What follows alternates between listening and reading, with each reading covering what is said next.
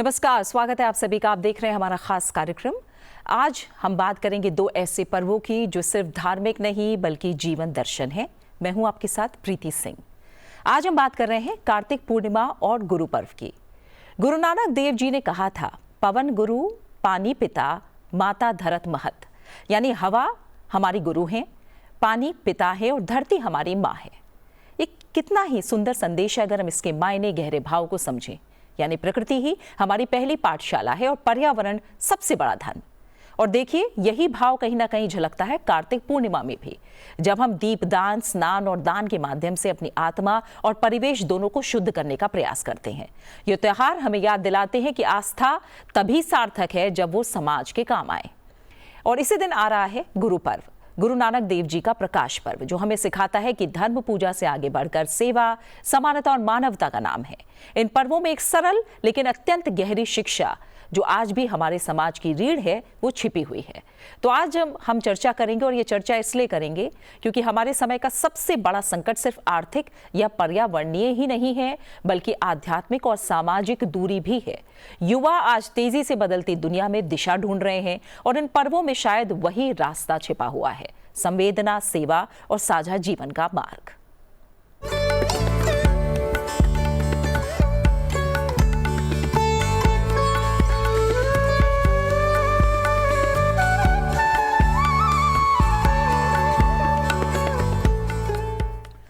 आज के समय में जब धर्म, समाज और पर्यावरण तीनों ही विमर्श के केंद्र में है, तब इन पर्वों का महत्व और बढ़ जाता है। और ये चर्चा सिर्फ परंपरा नहीं बल्कि आत्म परिवर्तन की प्रेरणा भी है। हमारे साथ तीन बेहद खास मेहमान आज जुड़ रहे हैं। हमारे साथ मलकीत सिंह पदम जी जुड़े हुए हैं, जो कि राष्ट्रीय उपाध्यक्ष हैं राष्ट्रीय सिख संगत के। बहुत बहुत स्वागत है आपका मलकीत जी, और गुरु पर्व की और कार्तिक पूर्णिमा की आपको बधाई।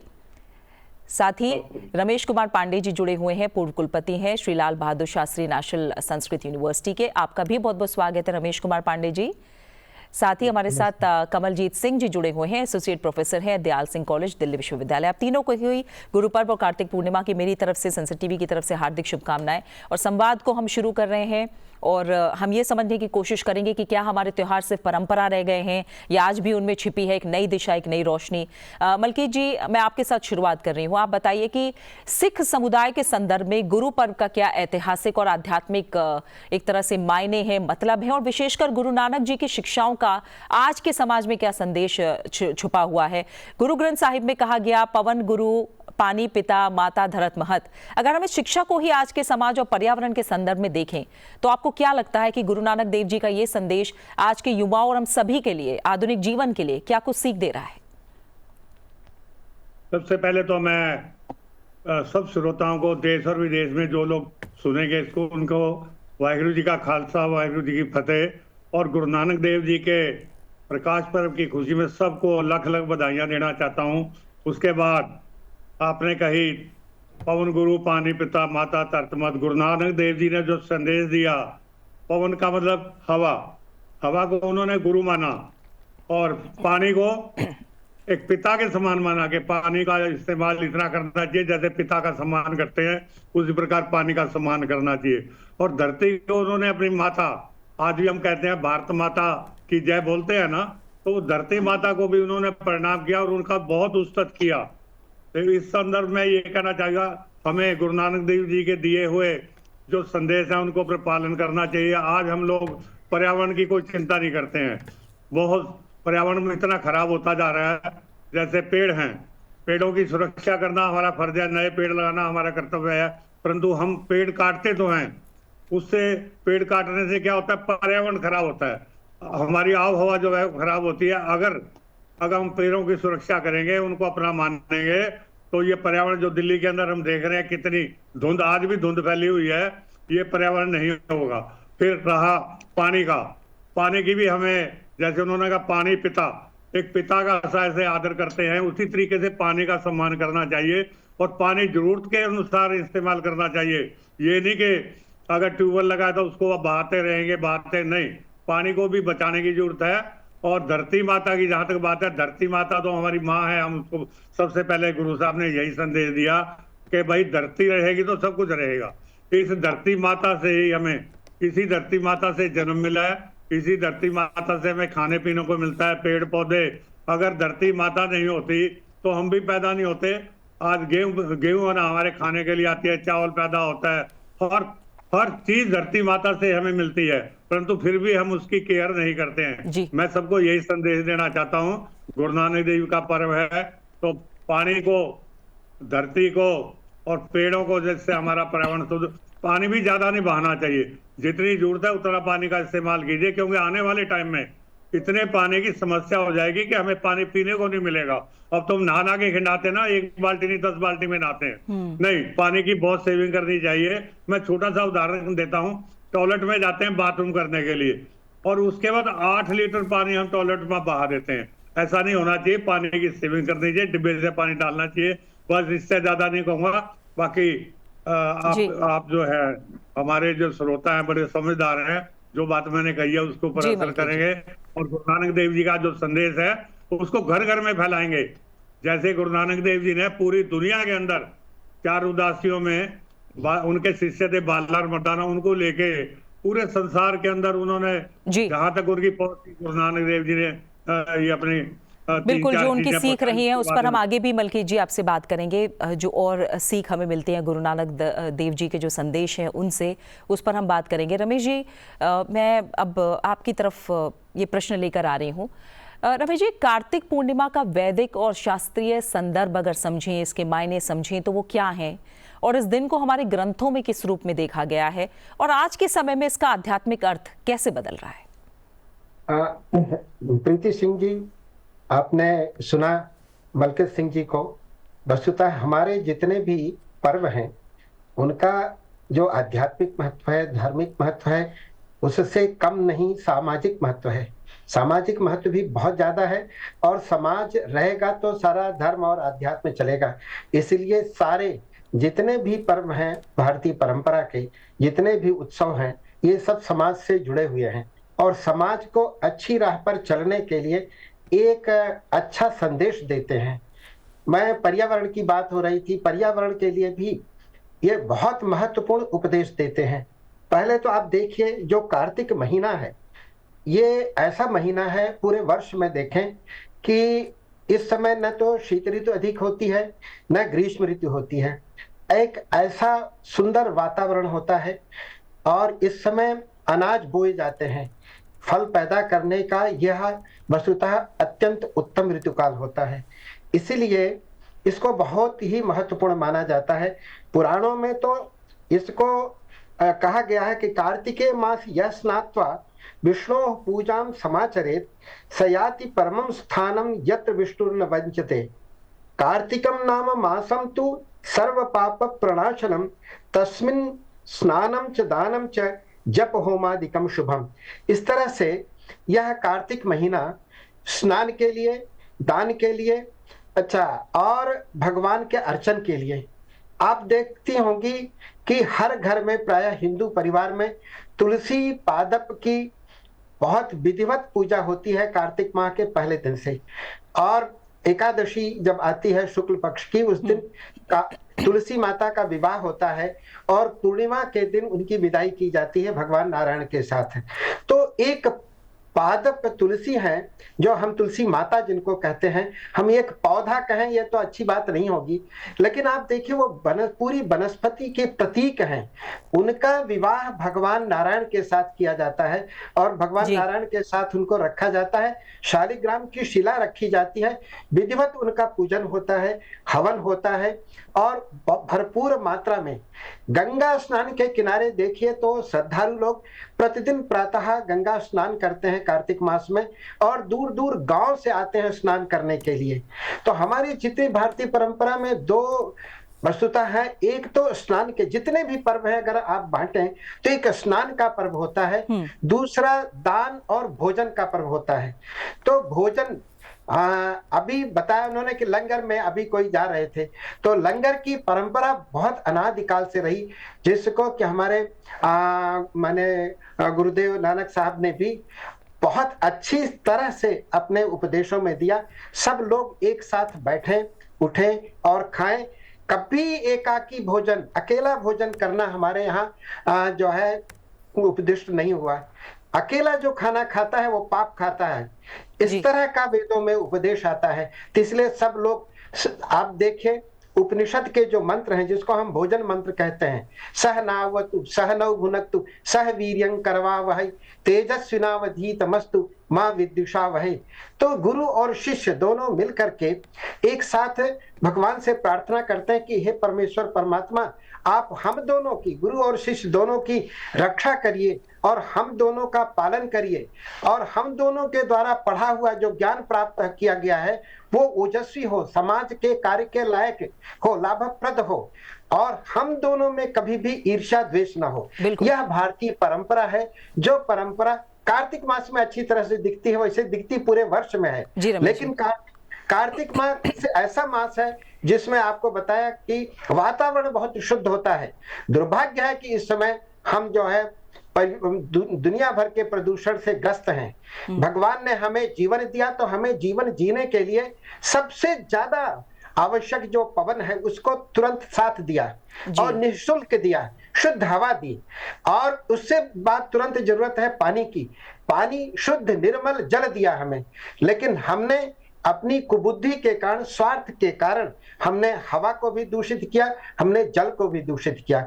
अगर यह भाव, पृथ्वी माता कहते हैं हम, लेकिन जैसा कि आपने बताया और आपने सुना, हमारे यहाँ पवन को भाई के समान और जल को पिता के स्थान पर कहा गया, अंतरिक्ष को पिता के स्थान पे कहा गया। इनके साथ संबंध बना के एक पारिवारिक स्थिति की कल्पना की गई ताकि इनका उतना ही उपयोग किया जाए। और आपको बताऊं, ईशावास्योपनिषद का पहला मंत्र है जिसमें लिखा है ईशावास्यमिदं सर्वं यत् किंच जगत्याम जगत तेन त्यक्तेन भुंजी था माग्रीधः कस्यचिद्। इस सारे कण में प्रत्येक, चाहे वो स्थावर है चाहे जंगम है, परमात्मा का निवास होता है। इसलिए इसको त्याग पूर्वक इसका उपयोग करना चाहिए, न कि दुरुपयोग करना चाहिए। इस तरह से कार्तिक माह बहुत महत्वपूर्ण है, सामाजिक दृष्टि से, आध्यात्मिक दृष्टि से और धार्मिक दृष्टि से। यही मेरा वक्तव्य था। बिल्कुल रमेश जी। और कमल जी, अब मैं आपके पास आऊंगी। कहा जाता है कि कार्तिक महीना और गुरु पर्व सामाजिक एकता की झलक है, जैसा अभी कहीं ना कहीं हमारे पहले दो मेहमानों ने भी इसका जिक्र किया।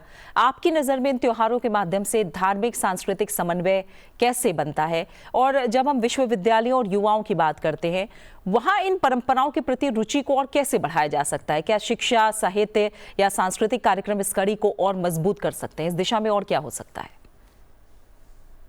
देखिए, सबसे पहले तो मैं हमारे बीच में मलकीत सिंह जी पदम जी और रमेश कुमार पांडे जी, प्रीति जी, आपका मैं धन्यवाद करता हूं कि इस चर्चा के अंदर आपने मुझे यहाँ पर बुलाया।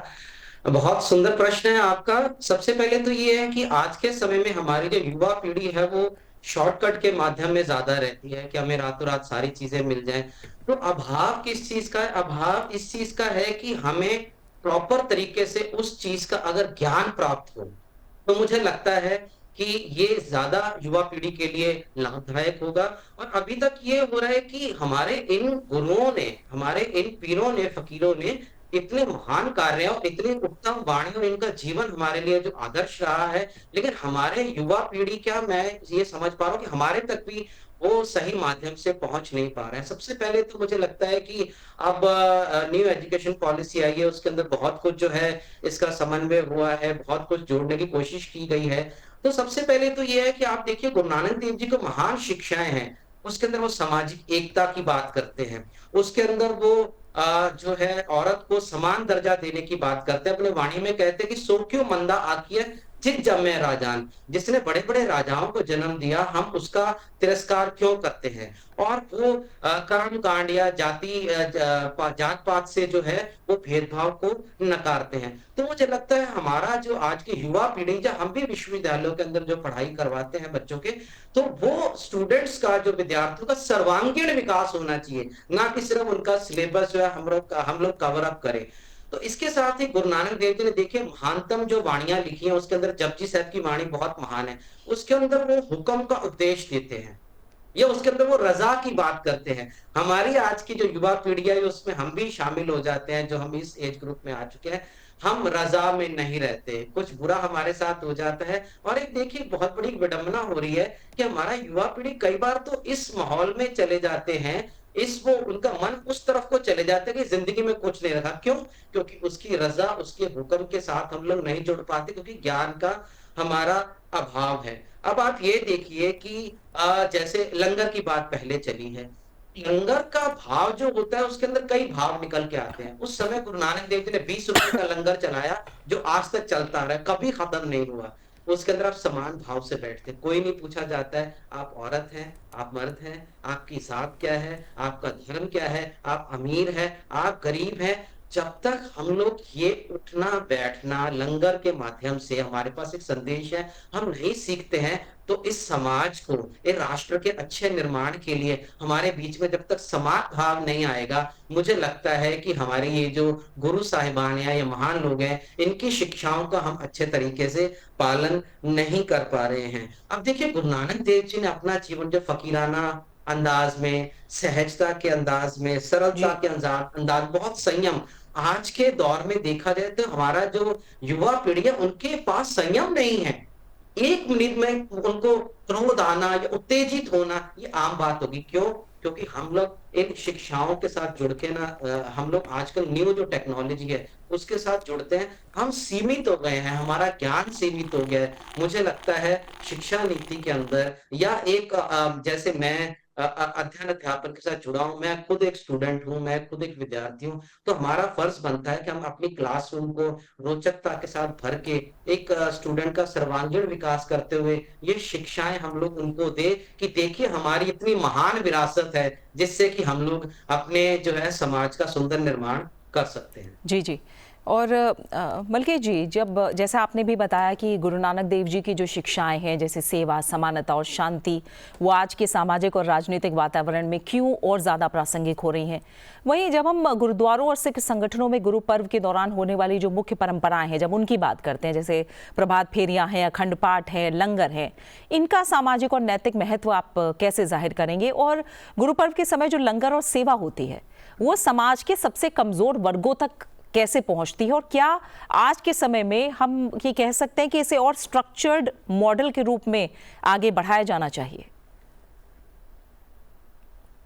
मैं इस संदर्भ में, जैसे गुरु नानक देव जी ने संदेश लोगों को दिए, जैसे सबसे पहले मैं शुरू करूंगा एक कार का मतलब है सारी दुनिया में अलग अलग रास्तों से कुछ सिख हैं वो गुरु को मानते हैं, क्रिश्चियन मानते हैं, को मानते हैं। तो उसमें जो है सबसे बड़ा एक ही बात है कि परमात्मा एक है, राहें अलग अलग हैं, मंजिल तो है। इसको भगवान के की पूजा करनी चाहिए, भगवान का नाम लेना चाहिए। इस प्रकार दूसरा उन्होंने दिया समानता का सिद्धांत। नानक देव जी का दुनिया हुआ है, सब एक हैं, चाहे वो हिंदू है, चाहे मुसलमान है, चाहे गरीब है, अमीर है, उन्होंने एकता का संदेश दिया, सब लोग एक हैं। रमेश जी, कार्तिक पूर्णिमा पर जो अनुष्ठान होते हैं उनमें हमने अलग अलग जगह देखा है कि उन अनुष्ठानों में क्षेत्रीय विविधता बहुत ज़्यादा है। तो आप मानते हैं कि इन लोक परंपराओं को संरक्षित करने के लिए भी प्रयासों की और ज़्यादा प्रयासों की आवश्यकता है? और दूसरी बात यह कि आज के समय में जब हम त्योहारों के बारे में देखते हैं, कमर्शलाइजेशन बहुत ज़्यादा बढ़ रहा है। कार्तिक पूर्णिमा के संदर्भ में आप कमर्शलाइजेशन और जो रिचुअल प्योरिटी है उसके बीच के संतुलन को आप कैसे देखते हैं? देखिए प्रीति सिंह जी, आपने बहुत अच्छी बात बताई कि यह भारत जो है विविधता में एकता को देखता है। इसका दर्शन तो है जो वो ऐक्य को लेकर के है, लेकिन उसके परिपालन में, उसके अनुष्ठान में इतनी विविधता होती है क्योंकि उस विविधता के पीछे कारण होता है भौगोलिक परिस्थितियां और उनके अपने अपने संप्रदाय परंपरा को जोड़ करके वो इसको बढ़ाते जाते हैं। इसलिए कभी इससे शास्त्र का विरोध नहीं होता है। शास्त्रों में कहा गया है, यद्यपि शुद्धम लोक विरुद्धम ना चरणीयम, परम शुद्ध है, लेकिन अगर लोक विरुद्ध है, जिसमें लोक की उपेक्षा है, उसको उसकी तिलांजलि करना चाहिए। इसलिए लोक का ग्रहण करना चाहिए। नाट्य शास्त्र में भरत मुनि ने भी कहा शेषम ग्राह्यम तो लोकात्, और उन्होंने तो प्रमाण जो कहा सबसे पहले लोक को ही मान लिया। लोको वेतस तथा ध्यात्मम प्रमाणम त्रिविधम स्मृतम। ये जो शास्त्र जो लोक से जुड़े हुए होते हैं वही दीर्घजीवी होते हैं, वही बहुत दिनों तक चलते हैं, इसलिए उनको छोड़ नहीं सकते। अच्छा, दूसरी बात आपने जो कहा कि ये जो कमर्शलाइजेशन इसमें घुसता जा रहा है, जैसे जैसे जिस जिस देश में समृद्धि बढ़ती है वैसे ही वैसे उसमें इस तरह का व्यापार उद्योग भी बढ़ता है। वस्तुतः एक सामान्य व्यक्ति जिसके पास संसाधन बहुत कम है, श्रद्धा से भक्ति से जो उपलब्ध है, हमारे हम तो संकल्प में पढ़ते ही हैं, यथोपलब्ध द्रव्य ही यथोपलब्धोपचार ही तो पूजयामि। तो जो उपलब्ध है जहां पर उसी से हम पूजा करते हैं। जो समृद्ध व्यक्ति है उसके पास जरा बहुत ज्यादा तामझाम करने के लिए और दुनिया भर की लाइट जलाने के लिए पहले घर में कुछ 2, 4, 10, 5 दीप जलाए जाते थे। छोटा घर होता है, बड़ा घर होता तो सैकड़ों और हजारों दीप जलाए जाते थे। आज देखिए कितनी जो है बिजली की लड़ियां चारों तरफ, घर के चारों तरफ चमचमाती रहती हैं। और मंदिरों में देखिए जहां 2, 4, 5, 10, 11, 21, 51 दीप जलते थे, यहाँ उतने लाख दीप जल रहे हैं। अयोध्या में तो आप देख रहे हैं किस तरह से। तो इस तरह से समृद्धि का प्रतीक है त्योहार। हमारी जैसी समृद्धि है उसी के अनुसार हम उसका आयोजन करते हैं, ये अच्छी बात है। इसमें सारे लोगों को जुड़ना, और ये जो पर्व और त्योहार होते हैं मैडम, इसमें लोग जुड़ता है तो बहुत लोगों को उनके कार्य के लिए, उनके जीवन यापन के लिए ये साधन होते हैं। इस निमित्त उनसे कुछ खरीदा जाता है, वो बेचते हैं तो उनका लाभ होता है, जिससे उनका जीवन चलता है। तो समाज को बैलेंस करने के लिए, बैलेंस्ड बनाने के लिए ये पर्व और त्योहार। अब देखिए ना, आपको अंदाज होगा जो कुंभ का आयोजन हुआ, उस कुंभ में दातुन बेचने वाला 16 लाख रुपए कमाता है, नौका चलाने वाला सुनते हैं कि 32-35 लाख रुपए कमाता है। ये बड़ी भारी संपदा जो है कैसे आती है? इस तरह के जहां लोग इकट्ठे होते हैं, इस तरह के आयोजन होते हैं, तो उसमें इस तरह की बातें होती हैं।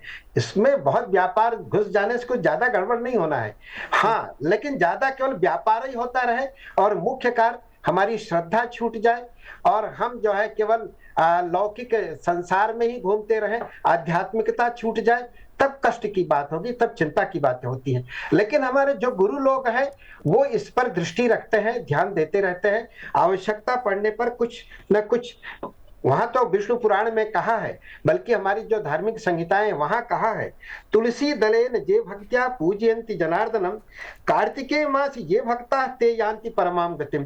केवल पूजा के लिए एक तुलसी दल का ही संकेत किया है, यह उपलक्षक है।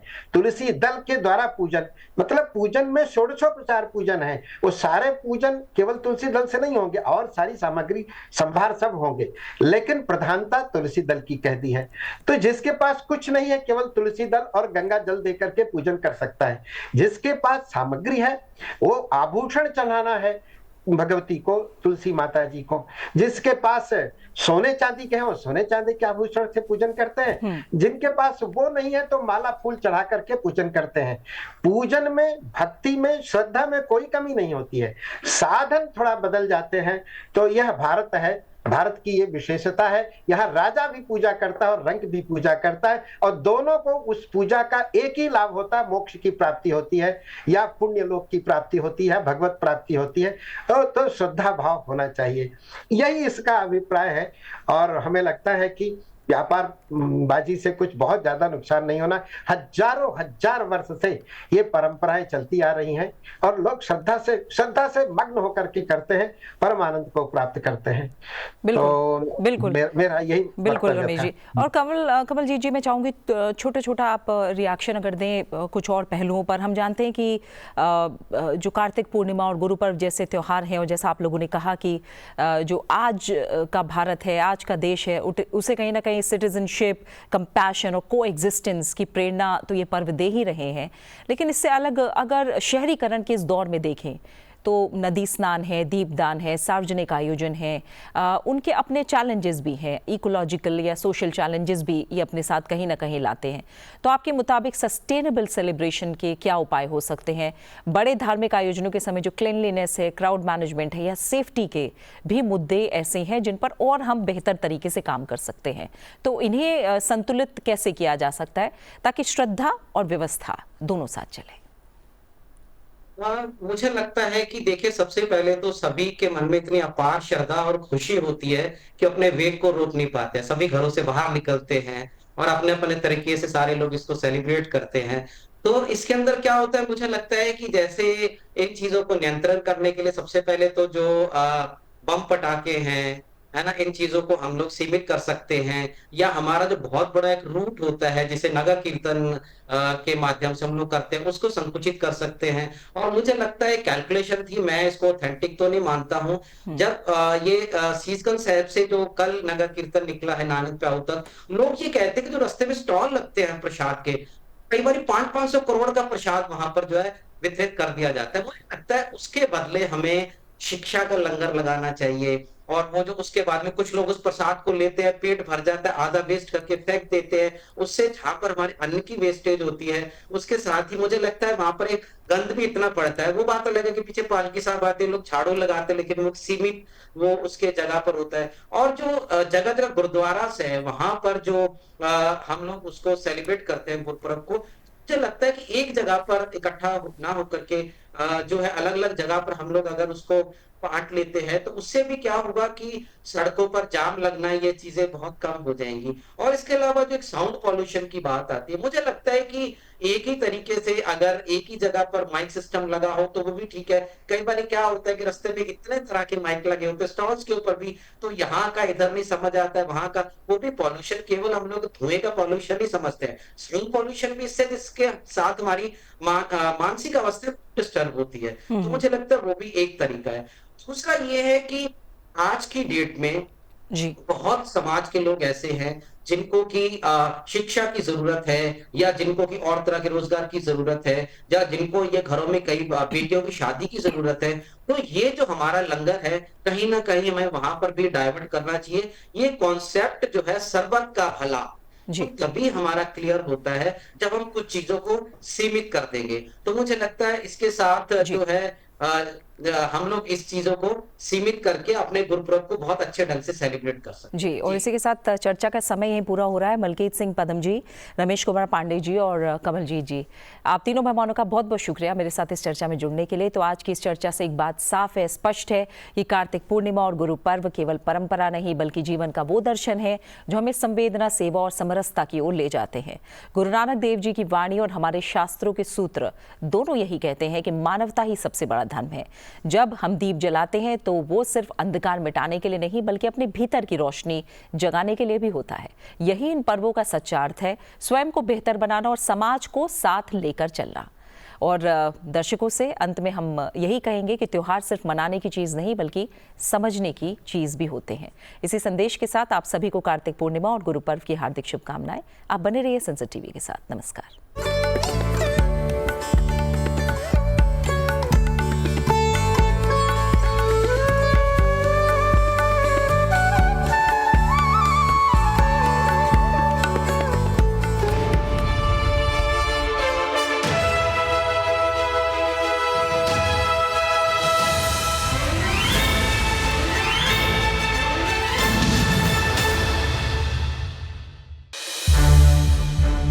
सनसेट टीवी के और भी प्रोग्राम्स देखने के लिए सब्सक्राइब करें हमारा YouTube चैनल और हाँ, इन्हें लाइक और शेयर करना ना भूलें।